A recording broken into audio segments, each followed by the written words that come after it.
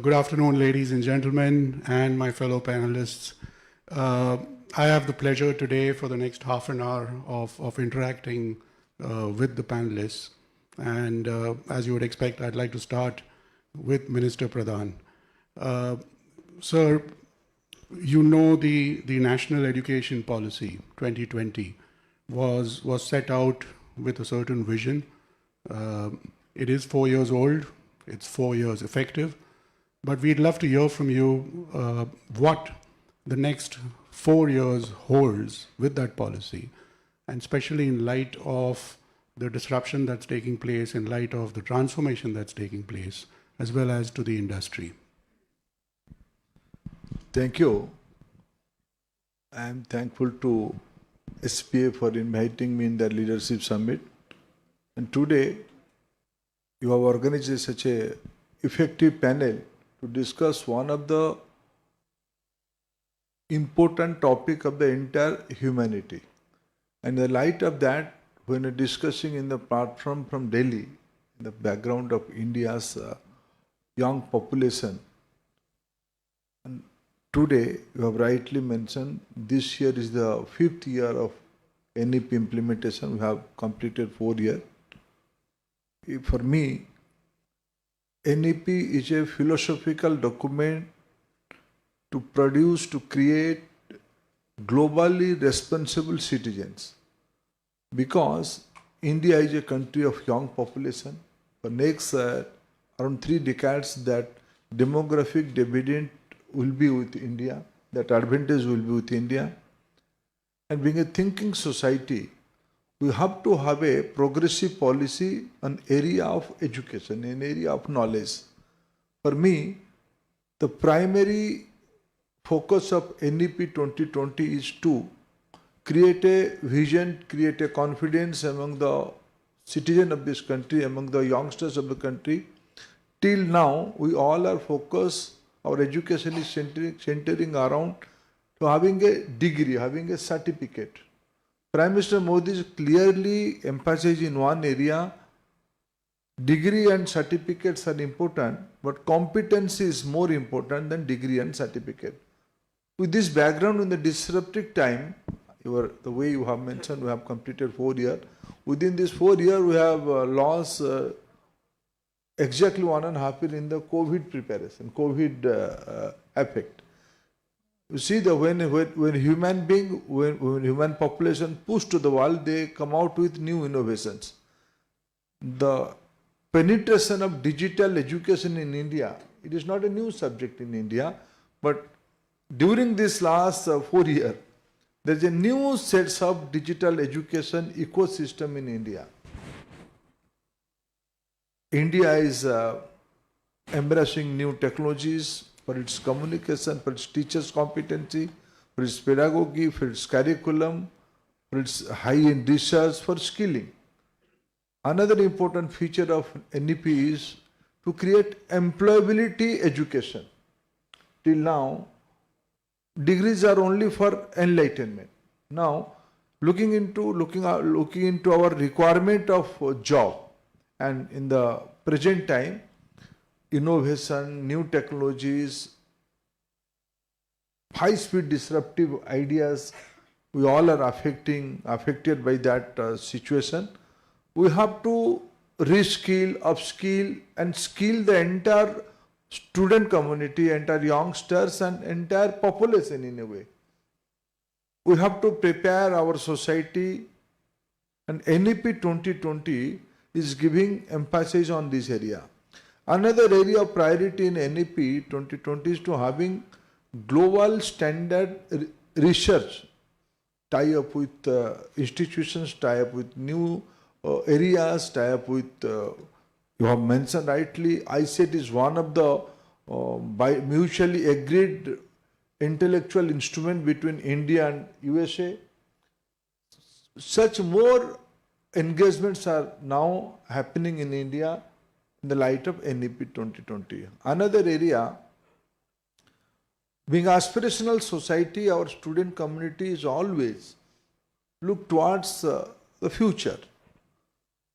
We have to Through our NEP, we have to give opportunity to all our youngsters, equitable education, inclusive education, affordable education, and quality education. Now India is opening its education policy. We are inviting foreign university to come to India, to open their campuses in India. You asked in the onset of the discussion, we all have aware about this fact. Sizable Indian students are going to overseas for study. Around 1 million youngsters are going to the different part of the world for the higher studies. But in India, there are 40 million students, those who are involved in higher education. 260 million school students are there. Putting together, 300 million students are there in our country today. We have to provide opportunity to our students of global standard. One of the priority area of our education system is to tie up and network and to invite foreign universities to our country to have a quality and global standard of education. Doing all these things, we have to keep in mind the present challenge. Present challenge is, if I cite one example, sustainability is a challenge. Disruptive technology is another challenge. How can we find out way in all this through digitization? All these features are there in NEP, and I am confident, for me, this is a philosophical document. This document is going to have a global impact. We are confident to successfully implement that policy in our country. Teacher, student, parents, and overall society, through a very vast consultative process, we have envisioned this document. We are implementing this document, policy, and I am confident in our country, after independence, after preparation of our constitution, this is the second document I can say there is a near total consensus how to move forward, how to face the challenge of 21st century. The policy has an economic impact, the policy has a human impact, the policy has a very philosophical impact on the entire humanity. Thank you, sir. I'm going to switch to Ryan. Ryan, when I educated myself, it was education and industry running parallel. And gradually over the last perhaps 2 or 3 decades, technology became the third dimension. And then you had disruptive technology coming in. We'd love to hear your thoughts on the emerging tech and the impact it has on the workforce today, as well as the immediate future. Well, thanks again. It's a pleasure to be here, especially on stage with 2 other people who, like I do, share the common goal of creating economic opportunity. It's why we are up here today. And it's such a pressing question. As we move forward in this technology paradigm shift, where AI is playing much more of a role that will change the way that we work, the way that we live, the way that we interact as human beings, it's only natural to ask what impact is AI going to have on the workforce. And the truth is, AI is going to change the way all of our jobs work. But in that change also comes great opportunity for new opportunities to emerge as well. Just as the Industrial Revolution brought about new roles that a farmer of the 18th century could have never imagined, so too will AI create opportunities that none of us in this room can imagine today. And as the CEO of LinkedIn, I spend a lot of time thinking about this. And I start from the position in the framework that AI can be used to increase productivity. It can be used to expand the labor pool. It's something that should be thought of as growth instead of something that should be feared. But it is scary in certain times. And hopefully many of you in this room have the blue LinkedIn app on your phone and use it to connect with people and find opportunity. Thank you, Mr. Chambers. 280,000 followers. Congratulations. That's amazing. Underneath that blue app, though, is what we call the economic graph. It's the digital mapping of over 1.1 billion professionals, 65 million companies, 20 million jobs at any given time, all the skills necessary to get those jobs, and the coursework necessary to get the skills to get those jobs. And it's a vibrant graph. It updates roughly 5 million times per minute, which gives us real-time insight into what's happening across the global labor market. And there's two very important insights that I think are relevant to the change that we're going through. Right now, for example, in India, if you take the same exact role that exists today versus 2015, the same exact job title, the skills that are necessary to do that job have changed by 40% just since 2015. And we project that that will change up to 70% by 2030. Whether or not you're changing jobs, your job is changing on you right now. And while that may be scary, the framing that we use to understand that and what that's going to mean for every professional in the world is to take your current job and not think about it as a job title, but as a set of tasks that need to be done. Everyone's job in this room is just a set of tasks that need to be done. When you understand those tasks, you can then understand the ability for AI to automate those tasks. If your job is just a set of automatable tasks, you need to start looking for a new job. And it turns out that across every job title and every category on LinkedIn, we've done that math to understand what it's going to look like. And we exist as a platform to help the world of those people whose jobs are just automatable tasks to find new jobs. But the majority of people whose job is going to have certain tasks automated, upskill in those tasks to be more productive and successful moving forward.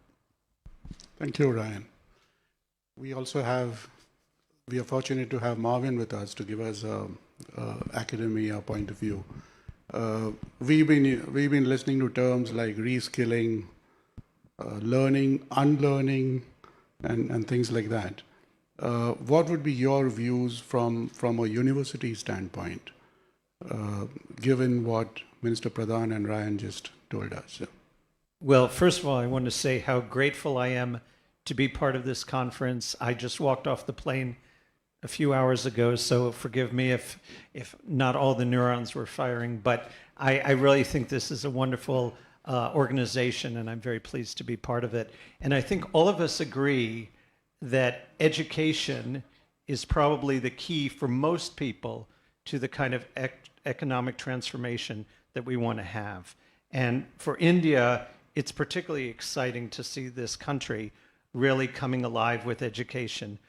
In the United States, what we do at my university, which is roughly 14,000 students, with our main campus right near Wall Street, right near the tech center of the city, what we do is we really work with a lot of students, many of whom are first generation and working class families, to give them the skills they need that will not only get them the first job, but will get them a lifetime of jobs. And that's what we believe in. And I think that the powerful part of education is that it not only gets you connected to people, but also teaches you how to think critically and analytically. And that's why international education, which is, I think, becoming more and more part of the package that every educated person should have, is becoming very essential. Whether it's having an experience of studying abroad, whether it's interacting with people from different countries, whether it's doing it virtually, it is really essential to everyone's education now, whether you're in India or in the United States. And in terms of reskilling or upskilling, again, that's part of this story too for many people, particularly people who are coming back to college either after absence or perhaps coming back for a second degree or a graduate degree. But I do want to say, and I think I heard this in the new education policy as well, this can be a degree or it can be a certificate. And I think we all believe that we in education need to be more flexible in the way we deliver education, whether it's virtually, whether it's for a full-on degree, whether it's for certificate, or even some short programs, and that we all have to adapt to the world we live in And that means delivering it in different ways and in different forms than we have previously. Thank you, Marvin. I'm going to go back to Minister Pradhan. So you will agree that India is known for its talent. It's our asset. We are very proud of it. You'll also agree that India is known for its digitization and the strides we're taking in it. What are your thoughts on marrying the two and turning us into a different workforce? Thank you for a very important question you raised. How do you have an alliance or marriage between dialect, language, and technology? I think LinkedIn can answer that in more professionally because they are one of the beneficiary. I hope you must have a Hindi translation system in your because this is the need of the market, need of the time. NEP is giving, not only NEP has prioritized that. In India, we believe the critical thinking will come from the more understanding in the mother tongue. If you understand the concept of a thing in your mother tongue, now I am speaking in English. I am thinking in Odia, my mother tongue. I am framing the sentence through Hindi. And I am speaking in English. My natural AI is synchronizing and today, how do I see the thing? In India, in the difficult time, my economic growth rate is around 7 and 8% the GDP. And there is a global consensus for the next 20-25 years, India will be the growth engine of the entire global economy. What I have to do, how it is related to dialect, Indian language, local language and technology. During Corona period, I saw, in the lockdown was there, I saw a boy from my native area, from my constituency, a tribal boy. I saw he became an internet sensation. What was he doing? Through technology, through his smartphone, he became a YouTuber. He runs a reality show, being a tribal boy in the forest. He was showing how I am going to forest, how I am having jackfruit, how I am having mango from the natural process. That became a very interesting case study because he was basically tribal boy, native was Odia, but he can speak in Hindi. Language has no barrier. There are 22 scheduled languages in India. NEP is giving importance to all the 22 languages. Beyond that, NEP is recommending to produce more primer to have a link between more than 100 local languages, dialects. And now in India, technology adaptability is phenomenal. You just go to if you can greatly analyze, in detail analyze the link in LinkedIn's rural market area, the tier 2, tier 3 market area, the Facebook, the YouTube, Insta. These are all technology of communication. Who are the user of these platforms? Primarily non-English, non-Hindi speaking people. That means there's a big aptitude, big appetite in the language area, in the local language area, in the vernacular area to adopt the technology. Now, for my understanding, my present understanding, they all are primarily related to entertainment. Now, there's a second wave which is coming up, how to learn the skills, how can we become reskill on the particular trade, how can we upskill ourselves through a technology. For India, as I said, around 30 million is student community in India. Beyond that, additionally, Indian workforce is around 500 million. Not 30 million, it's 300 million students and 500 million workforce. If I have to now see the digital stack in India. Through DBT, we are giving payment to almost all the workforce through their bank account.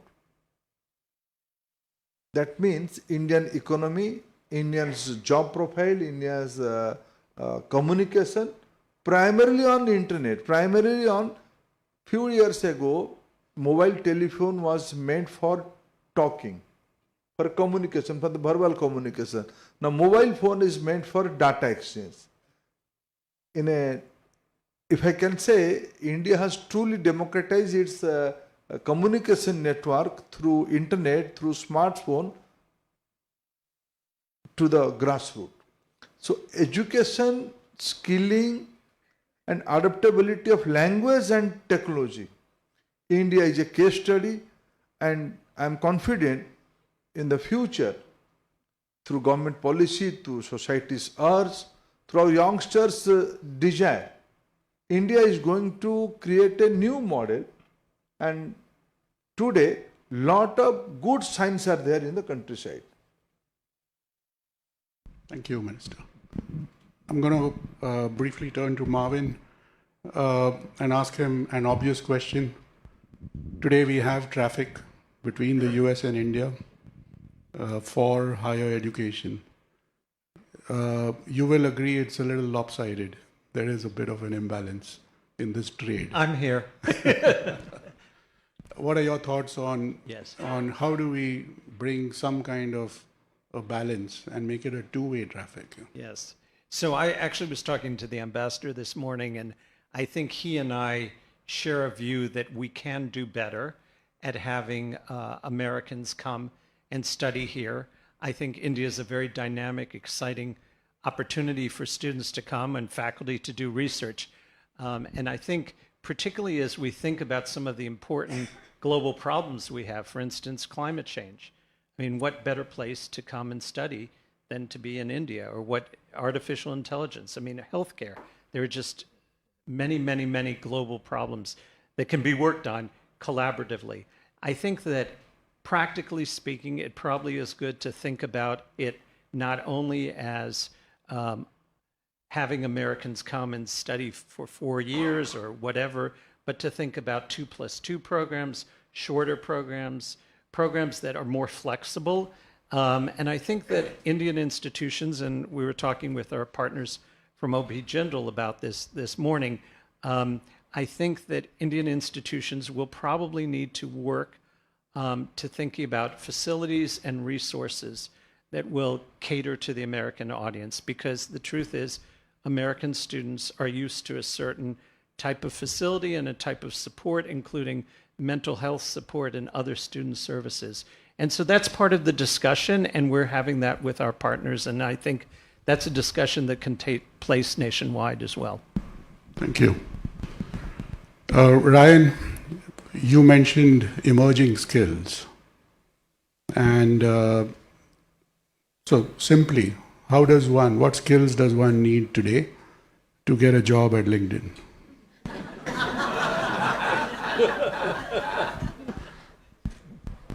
Everything. Hindi. I mean, it's a good question. A question that I'm asked frequently is, what are the skills that are going to be necessary for the future of work? And I think it's a really important question. And actually, I think maybe, the way I think about it a lot is I have an 18-year-old daughter who's a fresher in college, and her and her friends were around the dining room table a few months ago asking me the question, what should we study? Should we study coding? Should we study humanities? Like, what's going to even matter 10 years from now? And maybe I can share what I told them a little bit, which is that, especially, the younger generation right now, you're entering a world that is brimming with unbelievable technology and change, once in a lifetime technology and change. And with that change, right now, I believe comes remarkable opportunity to shape what the future of work and the workforce is going to look like. But there's three things I told them to focus on. First and foremost, the most important skill that matters in my view right now is quite simply learning how to learn. Adaptability. When some of these new tools come out, Copilot, ChatGPT, whatever it might be, just learn them, play with them, learn how to learn, because in a world that's going to continuously be adapting, that can be one of the most competitive advantages, is your ability to understand and want to pursue and learn new things. Number two, don't forget the human component. Empathy, compassion, ethical judgment. These are critically important. AI is not going to take over everything. So if you can be really strong in some of those human skills, I believe it can be a real competitive advantage, for anyone looking to enter the workforce.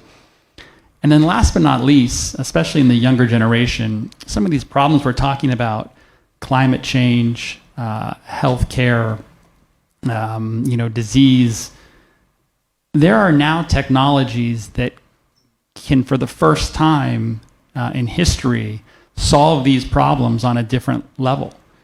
Use that grit, that desire, that desire to make a better world, applied with these technologies on top of it right now.